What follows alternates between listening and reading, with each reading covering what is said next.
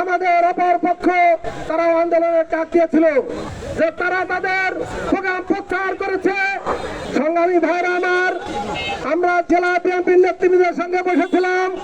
তিনাদের মাধ্যমে আমাদের প্রধানমন্ত্রীর দপ্তর থেকে আমাদের সঙ্গে কথা বলা হয়েছে এবং আমরা সাধারণ মানুষের জন্য যে দাবি আদায়ের লক্ষ্যে আমরা আজকের আন্দোলনের ডাক দিয়েছিলাম, সকল দাবি আমাদের পূরণ করার সর্বোচ্চ আশ্বাস প্রদান করেছে।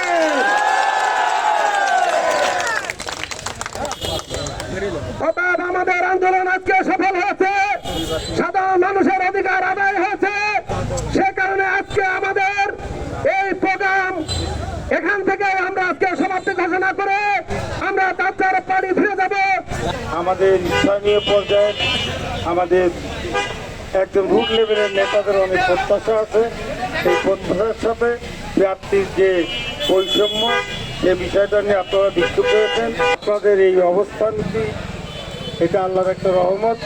এই অবস্থানের কারণে প্রধানমন্ত্রী অর্থাৎ আমাদের দলীয় দল যেখান থেকে পরিচালিত হয়, সেই দলীয় অফিসের প্রধানমন্ত্রীর অত্যন্ত আস্থাভাজন ব্যক্তিরা আপনাদের নেতাদের সাথে, আমার সাথে এবং আমাদের প্রশাসনিক যারা এই দায়িত্বগুলো বহন করে তাদের সাথে কথা হয়ে আমাদের বা আপনাদের দাবির প্রতি সম্মান প্রদর্শন করেছেন।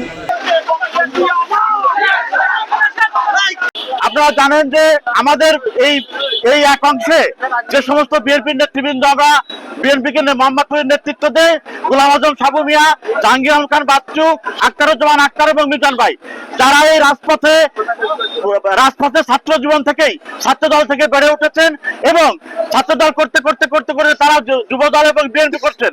এই অংশে 80% লোক, এই মোহাম্মদপুর উপজেলার নেতা কর্মীরা 80% লোক এই গ্রুপের সাথে আছে।